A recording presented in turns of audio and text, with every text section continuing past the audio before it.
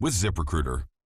There's even more money separating an average corporate chief and company workers. Corporate heads made more money in 2024, according to a survey from the Associated Press. The typical compensation package rose 10% last year for those who run companies in the S&P 500. Those increases outpaced wages for other workers. At half the companies surveyed, it would take a typical worker 192 years to make what a CEO made in one. ABC's Chuck Siebertson. Former President Joe Biden spoke at a Memorial Day event in his home state of Delaware today. Afterward, he took questions about his plans to treat the cancer that he recently revealed. Saying he's optimistic about his prognosis, Joe Biden tells reporters he'll be taking a pill to treat his prostate cancer. And for the next 6 weeks and then another one. And the expectation is we're going to be able to beat this. Senate Republicans now plan to hold a hearing next month probing Biden's mental fitness while in office. In Delaware, Biden tried to make light of the issue, highlighted by authors Jake Tapper and Alex Thompson. You can see that. I'm mentally incompetent, and I can't walk, and I could beat the hell out of both of them. Stephen Portnoy, ABC News, Washington. A semi-truck crash unleashing a massive swarm of bees, causing quite the buzz in Washington state. The truck hauling 250 million bees lost its load on a rural stretch near the Canadian border. 70,000 pounds of honeybee hives falling from the truck's bed, letting the bees break free. Beekeepers working to find a queen to hope some of the bees will return. Dave Packer, ABC News. Progressive presents Employee of the Month. Small Business Edition. Today's recipient from Lucky Larry's Landscaping, Larry. Larry saved his business money with a quick commercial auto quote from Progressive. Does it help he's his own marketing manager, accountant, executive assistant, and never been late? Technically, yes, but saving really put him over the edge. So, Larry, give Larry a round of applause. Be your own Larry. See if you could save in as little as 7 minutes at ProgressiveCommercial.com. Progressive Casualty Insurance Company and Affiliates.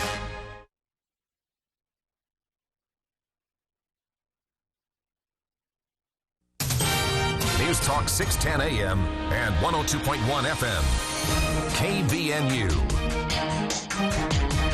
5:05 now on this hot Friday afternoon. I'm Will Feelright with your KVNU News headlines. And keep in mind, we do still have that temporary road closure. Logan City Water Department working on an emergency water leak. This is on 1400 North from Main Street to 2nd West. Now, even though it is partially passable, crews are advising motorists that if they can avoid 14th North between Main Street and 2nd West, they are going to continue to work on that emergency leak until possibly about 8 o'clock tonight. Meanwhile, a 26-year-old Logan man has been arrested for allegedly breaking into a family member's home earlier this week, according to law enforcement. Shaman Marcus Begay was booked into the Cache County Jail Wednesday afternoon after being tased by police. Now, according to an affidavit of probable cause, Logan City police officers responded to a report of a male individual who had forced entry into a residence. Now, the alleged victim was hiding in a room, afraid for their safety. The suspect, later identified as Begay, was believed to be armed and under the influence of methamphetamine. Now, upon arrival, police made multiple call-outs to get Begay to exit the residence before entering the home. The suspect allegedly refused to comply and attempted to provoke officers to shoot him. Begay was eventually tased by officers and taken into custody after resisting arrest. Tests later showed that he was under the influence of methamphetamine and THC. Now, Begay was arraigned yesterday in Logan's 1st District Court, where he was charged with aggravated burglary along with other misdemeanors. Judge Spencer Walsh ordered Begay to remain in jail and appear again in court next Wednesday. Well, now that schools in Cache Valley are out for the summer, many will be heading to the pools and also to the lakes as we escape these hot temperatures. Now, the Utah Department of Health and Human Services claim that roughly 31 people in the state drown every year.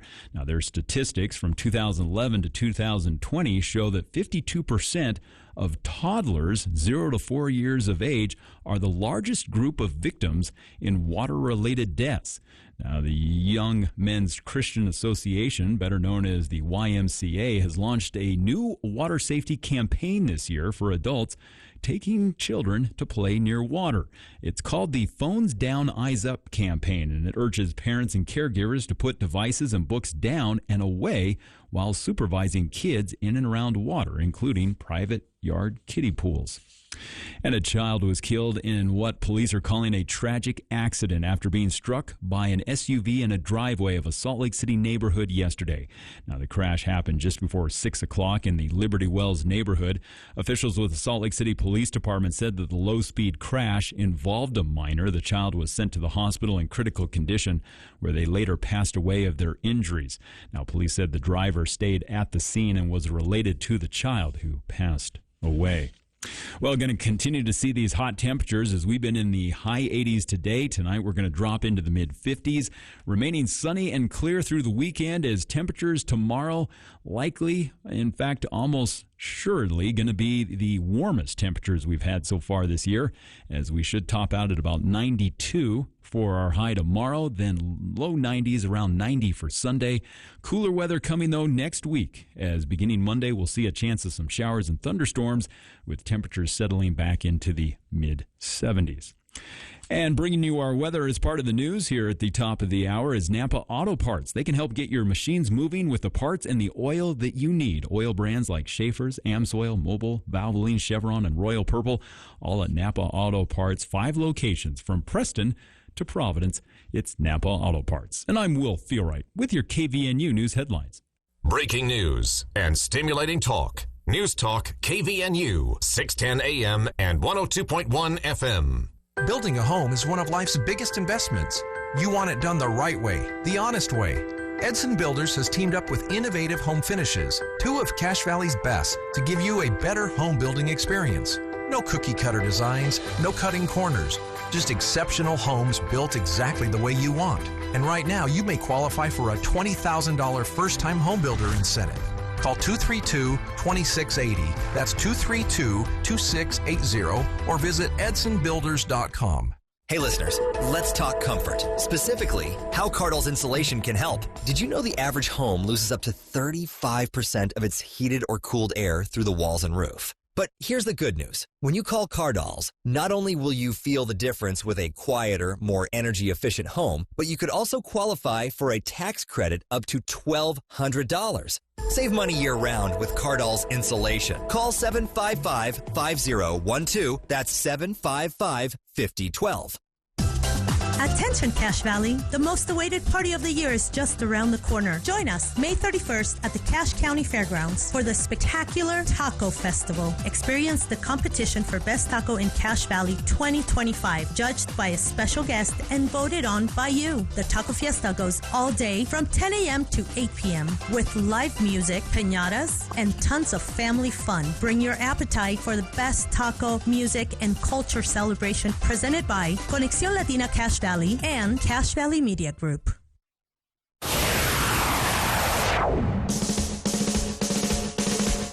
That's great. It starts with an earthquake, birds and snakes, an airplane. Lenny Bruce is not afraid.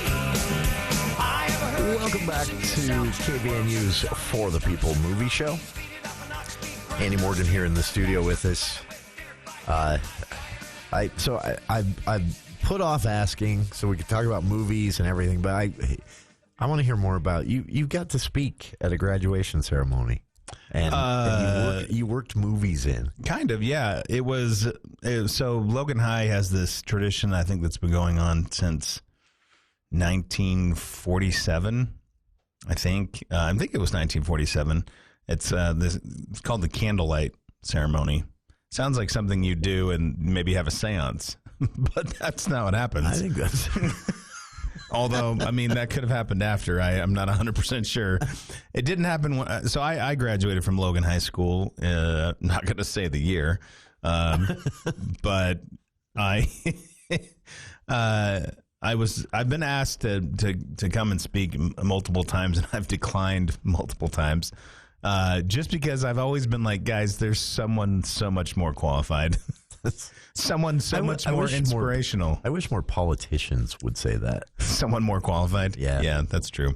Because no offense to the Speaker of the House, Mike Schultz, he's a very nice guy, but he spoke at the Twilla graduation, and can you imagine working that hard and then they're just like, it's the Speaker of the Utah House. Oh, yeah. Well, how many 18-year-olds are like, whoa, yes. I mean, it looks shiny. I mean, that's the thing. Like when they were introducing me, like they were like, he's a member of the Utah Film Critics Association and has a radio show. I would guess more of the high school kids found that interesting than an elected official. He likes marketing and business development and collects a lot of sneakers. I actually probably should have said that. Hates the Muppets. Yeah, I should have thrown that in too. But yeah, no. You worked in Jaws? What else? You told me Jaws, Return of the Jedi. Well, you know, that the thing I always get, the first thing, Twilight. When I meet somebody for the first time, that would actually have been really funny. I have regrets. If people had said, you know, people always say to me when they first meet me, and they, you know, if they know I do, you know, anything movie wise, they're like, "What's your favorite movie?" And I'm always, you know, I mean, my answer 9 times out of 10 is Jaws. Yeah. You know, Empire Strikes Back's up there. What's hard for me is to rank order things, just because. Yeah. I mean, Aliens up there. There's a lot of movies that, you know, I could say, oh, this is my favorite movie. But I worked in Jaws and The Empire Strikes Back and Raiders of the Lost Ark, which is funny because Raiders of the Lost Ark and Temple of Doom are kind of on the same level. There's a lot of people that love Raiders. They love The Last Crusade, but they don't like Temple of Doom. Yeah. And I actually would argue that even though I give the slight nod to Raiders just for almost kind of nostalgia's sake, the Temple of Doom, I think, is actually probably one of the better of the three. If I'm going to rewatch one, well, I mean, to be honest, it's got way more comedy. Sean Connery's great. If I'm going to rewatch one, I tend to gravitate towards The Last Crusade. The Last Crusade, not Kingdom of the Crystal Skull, huh? No, I forgot that one existed. I really do. That one I blame on George Lucas, but I also did not enjoy watching that movie. I also blame. I mean, it's one of those weird things. It's just like the prequels. You know, you went back and rewatched it and said it wasn't as bad as you remembered it. Right? I mean, it's not as bad, but see, I've never seen it. I saw it one time, and I stomped out of the theater afterwards like a petulant child. You should go watch it again.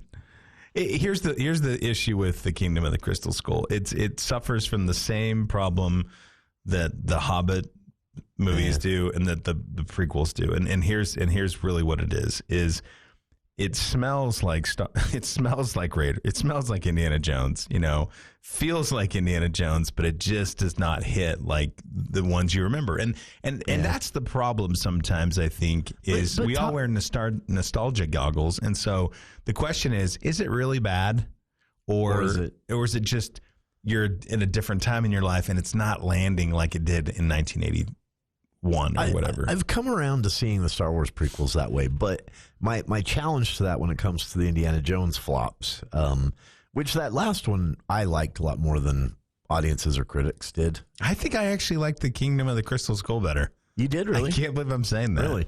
I enjoyed the last. What was it called? I can't remember the name of it, but Grandpa Jones and the Indy Retires and the hidden AARP card. It was the Indy Retires episode of Indiana Jones.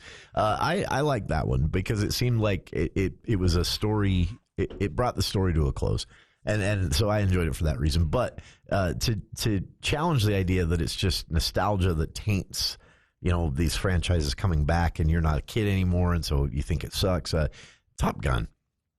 You know, I've gone back and rewatched the original Top Gun, and I liked that a lot more as a teenager than I did as an adult. Oh, for real. There's movies that don't hold up. But the sequel was, I thought, fantastic. One of the best movies of that year. And you know what? We have we got this vibe. You just alley-ooped the sequel, you know, Top Gun Maverick. That movie was the biggest Memorial Day box office champion a couple years ago. It set the record, right? Yeah.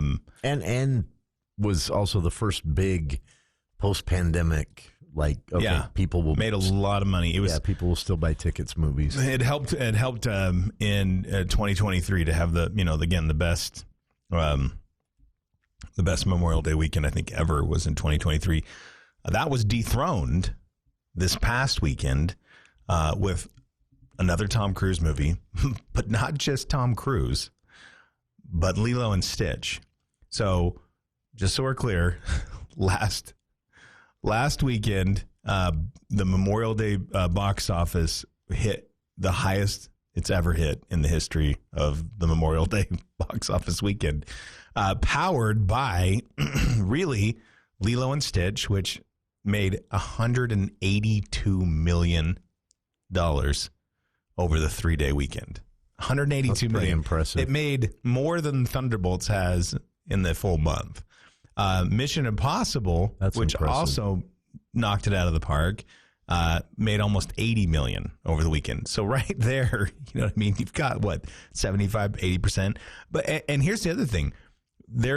Other movies still performed over the weekend. I mean, those totals are gargantuan, but you've got Final Destination Bloodlines that made $25 million over the weekend. Thunderbolts made $12 million, and Sinners made another almost $11 million. Sinners has been just amazing to watch. Yeah, so I mean, every weekend it just hauls this dump truck load of cash in, and I'm gonna say, and I've said this before. Movie.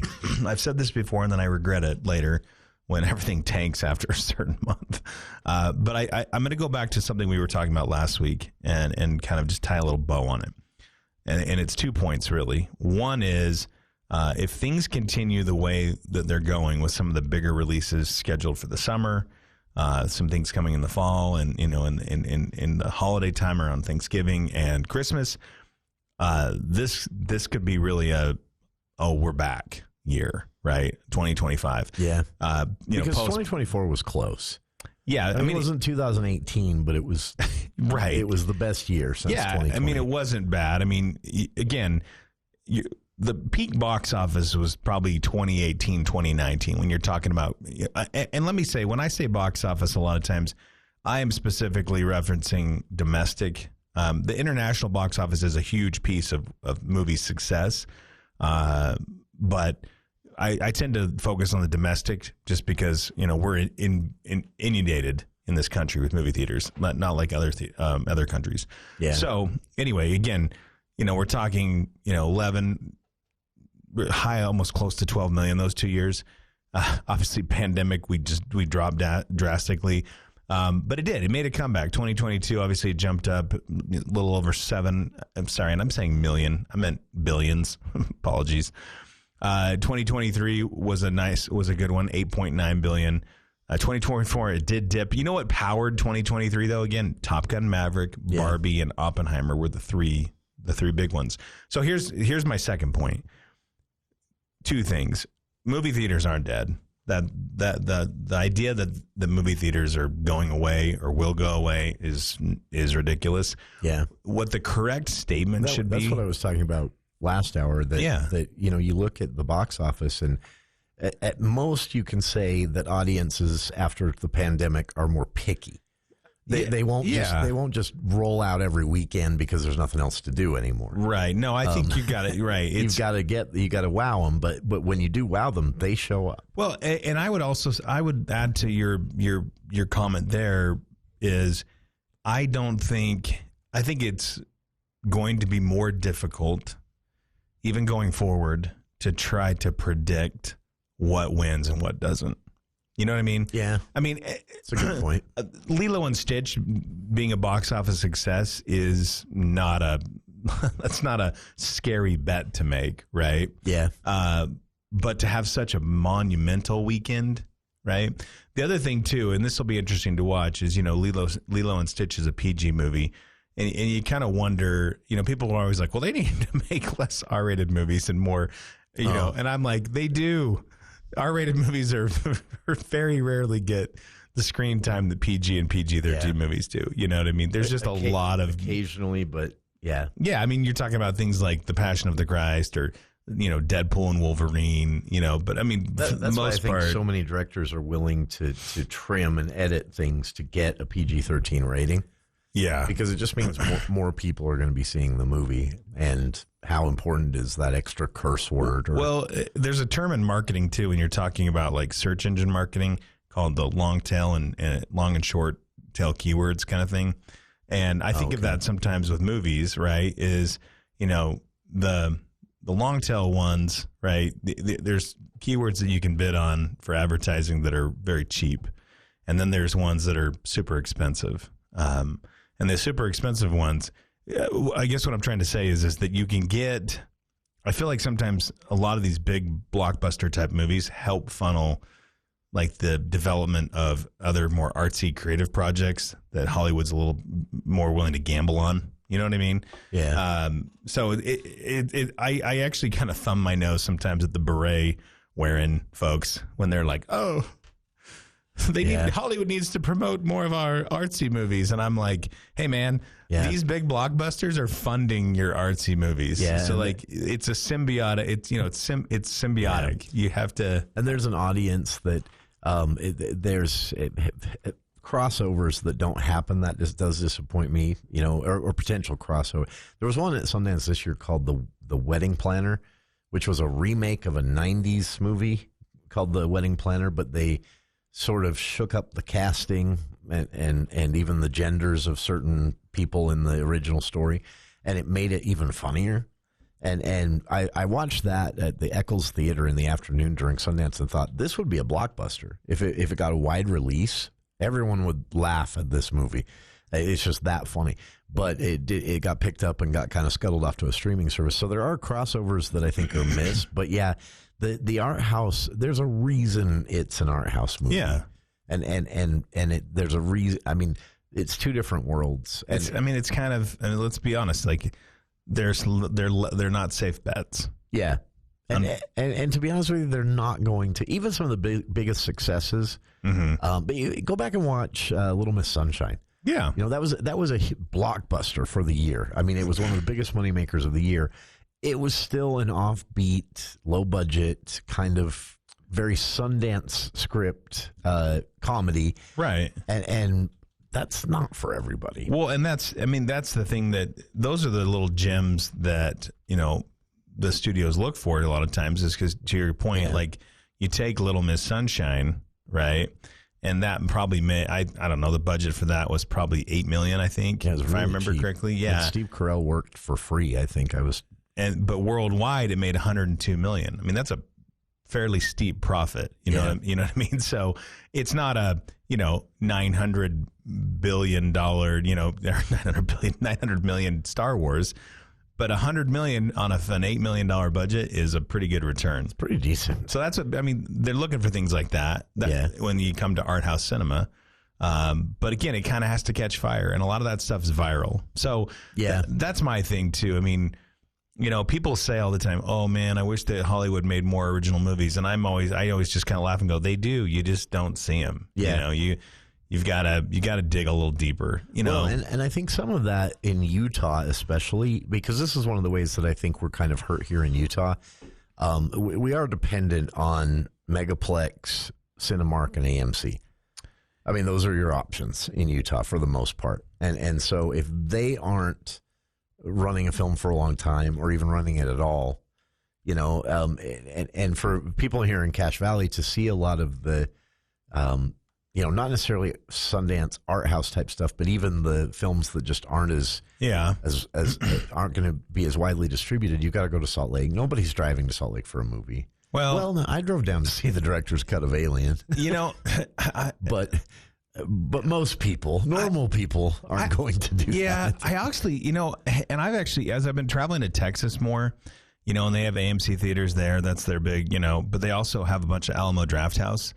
And I thought going to the Alamo Drafthouse that you'd see a lot, kind of like the Salt Lake, the art cinema down in Salt Lake, or at the Broadway. The Broadway. I thought you'd see more like something like that.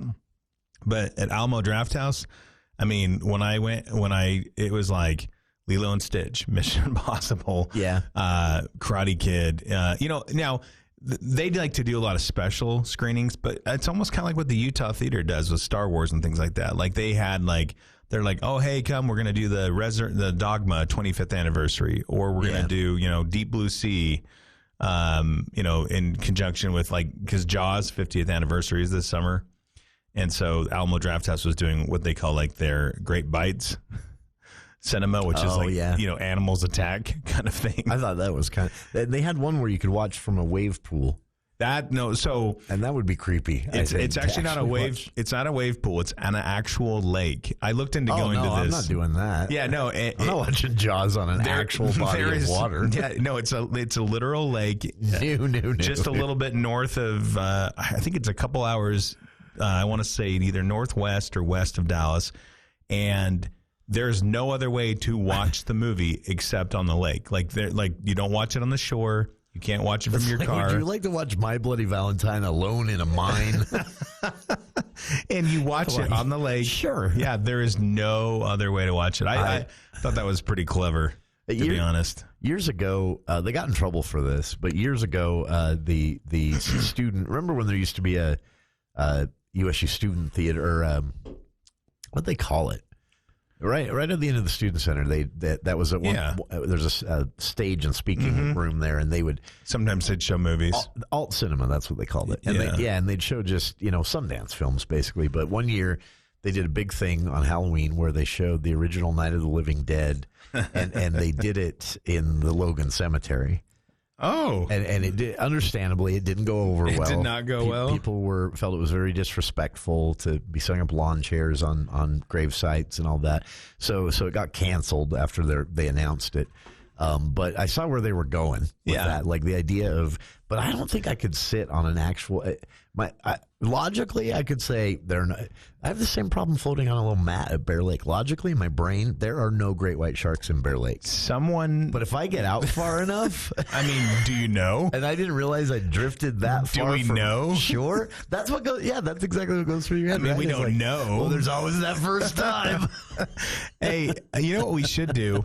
And if somebody's listening and wants to link up with Jason and I, let's make this happen. Is let's see Megan 2.0 at a Radio Shack? No. There are no Radio Shacks, Jason. Come on. No, let's go.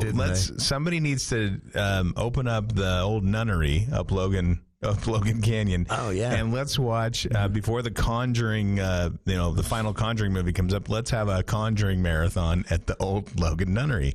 That sounds like a great activity. Speaking of that, did I tell you I went and watched The Conjuring? It's basically The Conjuring 3. I forget the real name. The Devil Made Me Do It. Devil Made Me Do It. I rewatched that. And that was a pandemic movie. I really liked it. Yeah, I remember. It's not bad. I remember greatly disliking it in contrast with the other Conjuring movies when I first saw it in theaters. But I rewatched that recently, and I don't think that was directed by James Wan, which I think was part of it. And it's very different than the Conjuring movies. Sorry, I always forget that. But it's really good. Really quick before we're out of time. Did you see this video TMZ has? Rob Lowe. So Rob Lowe is on the street in Hollywood, and a tour bus comes by, and he's being filmed by TMZ in an interview, and he says, "Watch this. This will be funny." He runs over to the tour bus. He's like, "Hi, everybody. Hi, everybody." And the tour bus driver goes, "Hey, look, it's John Stamos." And he's so offended. Oh, poor Rob Lowe. It was honestly funny, but we have to go to the news. But when we come back, there is a new movie in theaters that probably will get squelched out by Lilo and Stitch and Mission Impossible again. I shivered just thinking about it. Yeah, no offense. I don't know why this was made. Somebody out there is listening and being like, "You jerk," but does not need to happen. There's very few movies during the year where I'm like, "Why?" And this is one. This is definitely a why. Usually, I'm like, "Hey, creative freedom, let's go." What are you thinking? This one made me sad. No one's this bored. This one is tagged with the least interesting trailer. That's what, in the last 50 years. Bad when the trailer comes out and everyone is like, "Meh." I mean, I guess. Okay. All right. For the People Movie Show with Andy Morgan continues right after this look at the news with KVNU's Will Feel Right.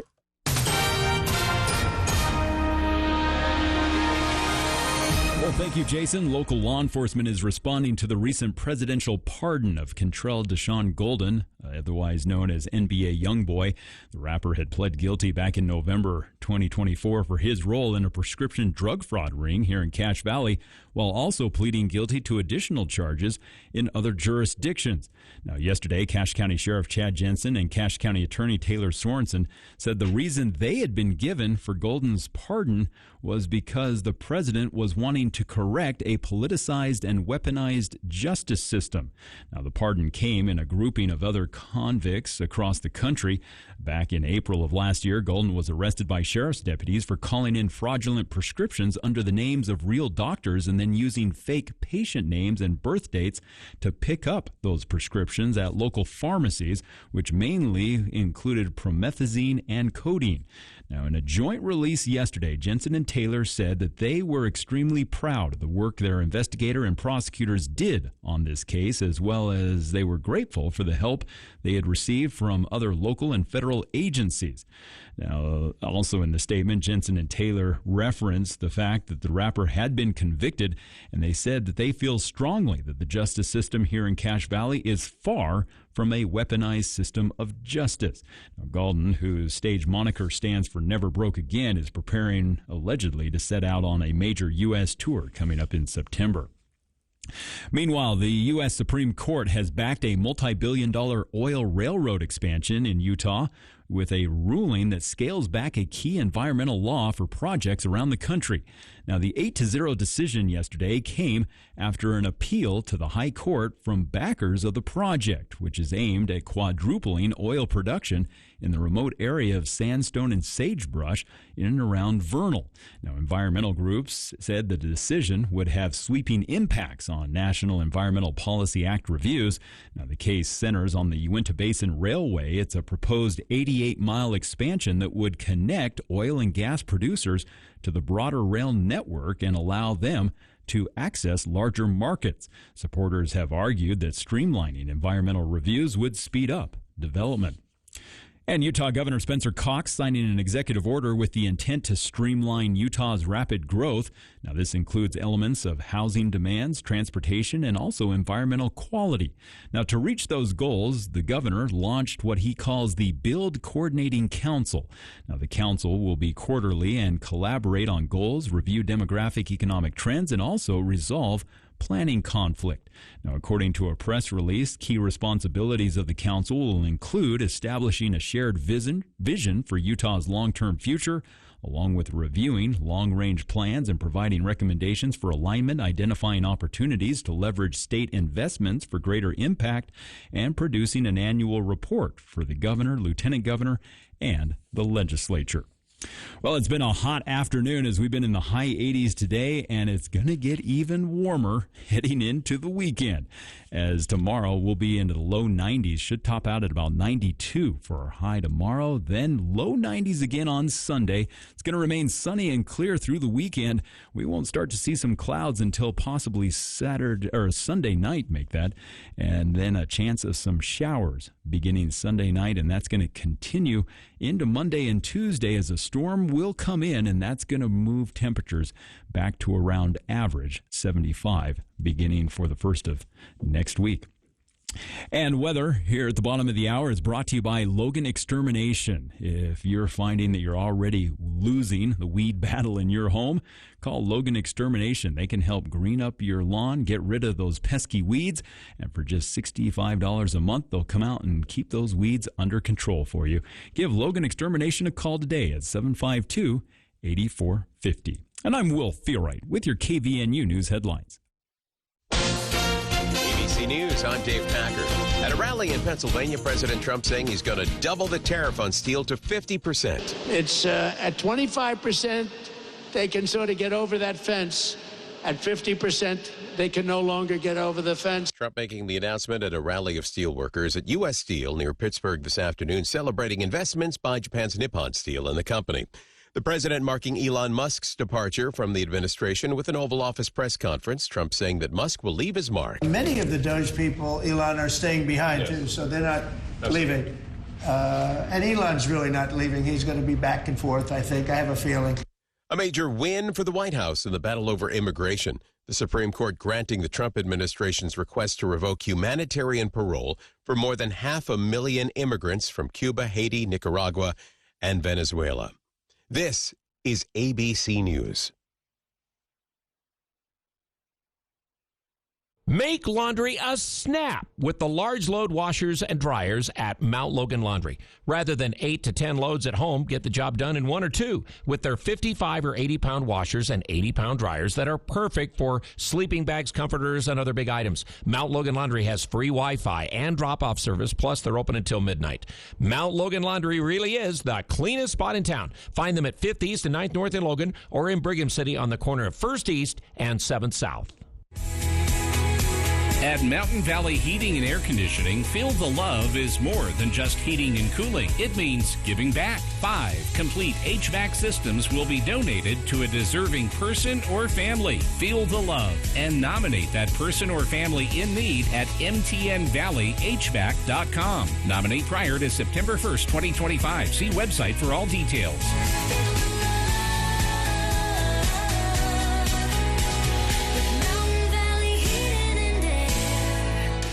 Here's what some of our patients have to say about how Red River has changed their lives. So before I started at Red River, I was having a lot of stomach pain. I was overweight, severe anxiety. I had been to multiple doctors. We had done tests and no one could find anything that was wrong. And then a friend mentioned Red River and I went and saw him and it has changed my whole life. I'm sleeping through the night. I have energy for my kids. I've lost 30 pounds. No more stomach pains. I just feel really good. Our goal is to focus on imbalances that are driving your condition or symptoms, not just give you Band-Aid answers. So when a patient comes to our office, we'll sit down with them extensively and go over their blood work to find out the underlying imbalances driving their symptoms. Call Red River Health and Wellness at 855-55-RIVER with offices in Logan, South Jordan, Springville, and St. George. Call Red River today. First impressions are usually the most striking, which is why your landscape should leave a lasting impression. But the right landscape can be tough to create, unless you know the right people. Only Canyon Landscaping knows what it takes to make a property stand out. Their goal is simple, to ensure total client satisfaction through the highest quality landscape. And right now is the perfect time to install or upgrade your landscape. Call Canyon Landscaping at 752-3838. That's 752-3838. Canyon Landscaping. Look for the leaf. Wilson Motor Company. Hi, this is Chris Wilson at Wilson Motor Company. If you're looking for a pre-owned vehicle, now is the time to buy during our Memorial Day sales event. We have reduced the prices on over 140 pre-owned vehicles with over 120 4x4 trucks and SUVs. We can help you find the right vehicle. Check out our inventory online at wilsonmotor.com or drop in for a test drive at one of our 2 great locations. Wilson Motor Company. We make car buying easy. Attention Cache Valley, the most awaited party of the year is just around the corner. Join us May 31st at the Cache County Fairgrounds for the spectacular Taco Festival. Experience the competition for Best Taco in Cache Valley 2025, judged by a special guest and voted on by you. The Taco Fiesta goes all day from 10 a.m. to 8 p.m. with live music, piñatas, and tons of family fun. Bring your appetite for the best taco, music, and culture celebration presented by Conexión Latina Cache Valley and Cache Valley Media Group. I had no choice but to hear you. You stated your case time and again. I thought about it. You treat me like... Welcome back to KVNU's For the People movie show with Andy Morgan here in the studio. And what did you see this week? Or what were you mentioned what we were going to talk about. I did completely spaced it. This week we were going to talk a little bit about what's coming up in the next few weeks. I did not see Karate Kid. Sorry, folks. What? There are a lot of things, and it's kind of nothing until. I mean, no offense, Karate Kid. It's kind of nothing big until How to Train Your Dragon on the 13th. So actually, well, let me say a couple things. There are two movies. There are 2 movies that did come out this week that did not make it to our little valley. One is The Phoenician Scheme, which is a Wes Anderson movie. That's all I'll say, because if you go watch the trailer, you'd be like, is this the trailer for another Wes Anderson movie? Yeah. They don't even have to tell you it's Wes Anderson. Yeah. You can just watch the trailer. I'm poking fun at it. If you've seen one, you've seen them all. It's they're got good. The same vibe. Yeah, they're good, but just pick one. So quirky. Yeah. Anyhow, and I would recommend Isle of Dogs. Yeah, that's my favorite. That's probably the best. That one, and The Fantastic Mr. Fox. That was good too. Bring Her Back. The last one set on the that's Asteroid City. Asteroid City. I liked that one, but again, feels a lot like The Phoenician Scheme. Movie. Yeah. Bring Her Back, horror movie by and I'm not going to say these names right, but Danny and Michael Philippou. Philippou. I sorry, Danny. Sorry, Michael. Philippou. I don't know how you'd say this either. They were actually two YouTube guys, and then they traumatized me. A couple years ago did Talk to Me. Which is very scary. I still can't get over. It's pretty frightening movie. Is disturbing. Yeah, and we're talking for reference for those who we've talked about this before. There are different types of horror movies. This is along the lines of the type of disturbing that is like Hereditary, or Midsommar, or not a lot of jump scares. Just like no monster. Leaving, you're like, need to take a bath. Some scenes that just, you sort of squint your eyes a little bit, but a really cool plot. Yeah. And they're playing, I think both of those are playing, if you wanted to make the drive to Ogden. I know Bring Her Back is. Do you think Bring Her Back will eventually make its way here? I could. I think Talk to Me was a pretty big hit. I mean, for a low budget horror. It was. I think what's hindering some of these right now is the renovations being done to the University 6. One theater. Yeah, so I think if you had the University 6 here, you could spread out a little bit more. But right now, Providence Stadium 8 is really the only movie theater. And I know you told us last week, but when do they plan to have that done again? I was the original press release that I received said that they were going to open, I believe, for either How to Train Your Dragon. There's a movie, they were going to open one theater, I think, at the beginning of June. But again, I take that with a grain of salt. Yeah. But the full launch was going to be the first weekend in July for the Jurassic World movie. Okay. So, I believe that's, Jurassic World Rebirth, July 2nd. So, next week, though, is actually kind of a pretty chonky week. The big movies that come out next week, you've got from the world of John Wick, Ballerina, which is Ana de Armas. Now, this Keanu Reeves is in this, but he's taking a back seat. To another character. The John Wick. Little did you know that in 2014 or 2015, I can't remember when the original John Wick came out. When it was one of those years, you did not know that 10 years later there'd be a John Wick universe. Yeah. There's an animated movie that I believe is straight to Netflix straight to Hulu. Pardon me. It's called Predator, Killer of Killers. That comes out next week. That is Dan Trachtenberg, who, if you, I think again, a couple years ago, either 2022 or 2021, they did the Predator movie called Prey that was set in kind of like the Great Plains, Old West time. Yeah, very good. Not what you expect. I mean, this isn't Arnold Schwarzenegger's Predator. No. But a really, really good movie. Yeah. The other movie that comes out next week, and again, I hope this is here, but I think with the success of Lilo and Stitch. Yeah, everyone should keep this in mind that when we're talking about release dates, we're not necessarily saying when it'll hit Cash Valley. Yeah, might not make it here. But there's a movie that comes out next week called The Life of Chuck. That's a Mike Flanagan movie. This is based on Stephen King, novella. Stephen King, every once in a while, he writes a Green Mile or a Stand By Me, like a kind of a feel-good, not really even a horror story. And this is one of those. Yeah. So this is in the vein of The Green Mile or Stand By Me or what's the other one? Shawshank Redemption. Speaking of Shawshank Redemption, I saw some news. See people's faces when you say, Stephen King wrote that. Yeah. I'm like, what? He met somebody in the grocery store. The killer car guy? He met somebody in the grocery store one time. He said, I don't like those Stephen King books. He worships Satan. And he's like, what kind of stories do you like? And she said, I like things like Shawshank Redemption and Green Mile. And he was like, oh, weird. That is. But actually, I read a story earlier this week about Stephen King terminating the Warner Brothers copyright license for The Shawshank Redemption. Yeah. And a lot of people were speculating that that means they're probably either going to do a series or a new version of the movie, which I'm like, that's to me one of the ones that doesn't need to be redone. He himself said that he really liked that version. Yeah. But yeah, I read a while ago there was some interest because the story is a little darker. Yeah. It's a little less Morgan Freeman narration oriented and a little more of a kind of an exploration of how a lot of poor people end up in jail. It's got a more serious.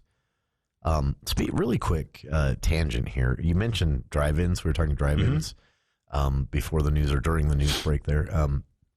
This literally just popped up in my news notification feed while we were talking here. But this is a story from Salt Lake Tribune. It says a trio of Brigham Young University students are putting drive-in movies back on the date night rotation this summer. Hudson Barnes and friends started Cozy Films with fellow BYU students and brought in some marketing help, and it's apparently working, and they're kicking off this weekend with The Dark Knight.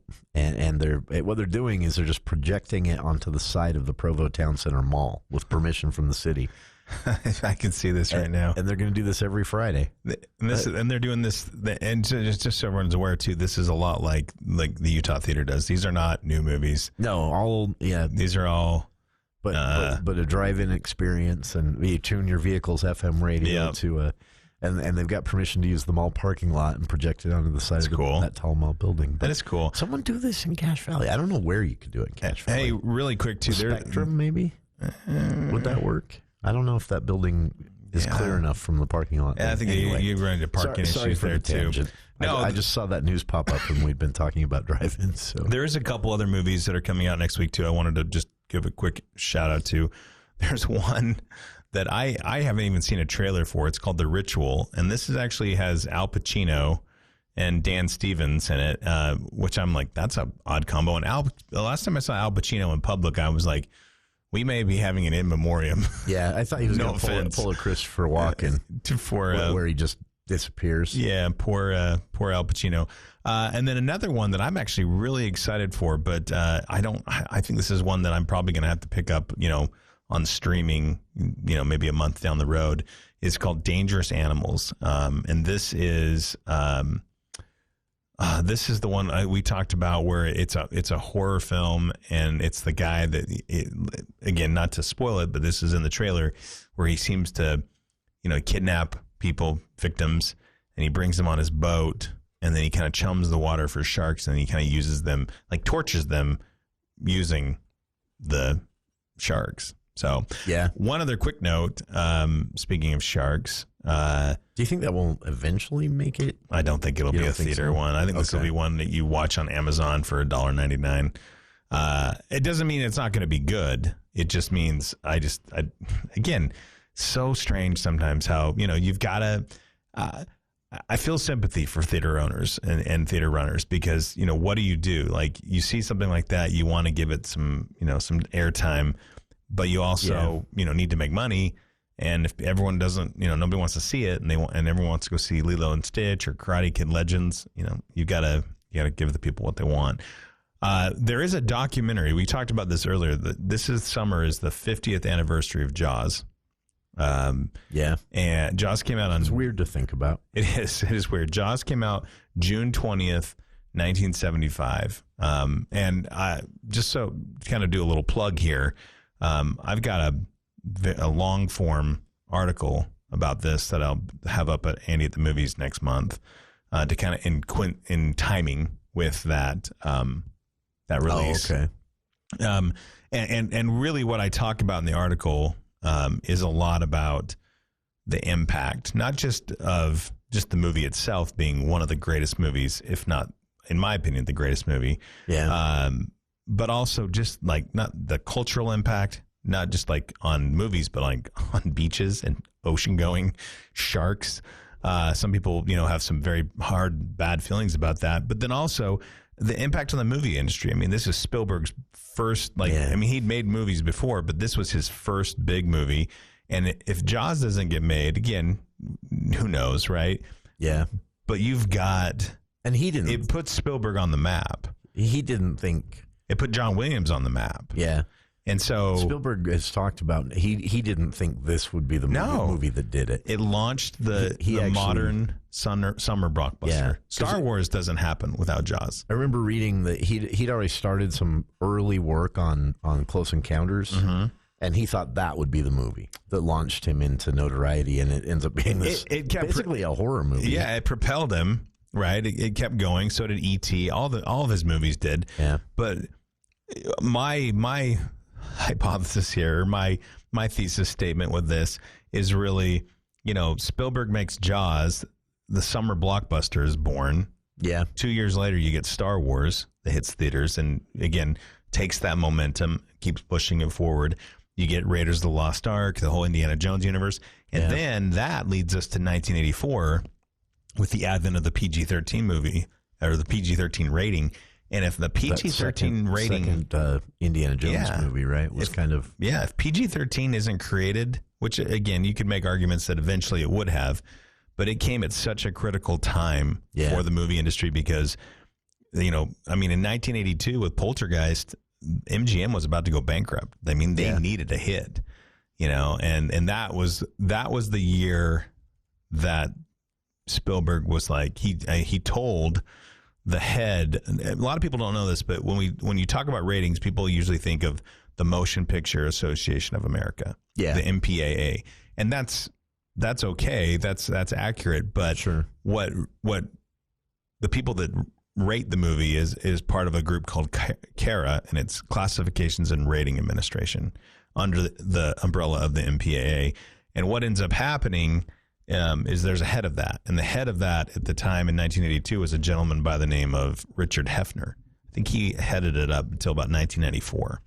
Okay. And in his private diary, he wrote of a meeting with Spielberg in 1982 where Spielberg had flown him out or to basically pitch, please don't give Poltergeist an R rating. Like, it'll fail if it's not PG. But they didn't want to make cuts.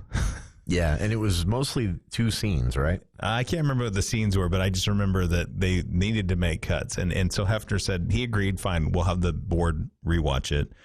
And so they rewatched it and they said, nah, it's still rated R. It's too scary. Because they did have to shorten the face peeling scene. Yeah. Right? Isn't that one of the compromises? Some people would argue that they couldn't believe that was still in the movie. Yeah, right? It's pretty graphic, especially for that time. Yeah, for 1982, that was... It's just CSI on television graphic now, but... It was horrendous. But at the time, it was shocking. Right, and so anyway, the story is that, Spielberg drove him back, according to Hefner. He drove him to the airport, and that when Hefner was getting out of the car, Spielberg said to him, hey, you are going to need an intermediary rating between PG and R. And Hefner said, okay. And Spielberg said, I'm going to go get that for you. Yeah.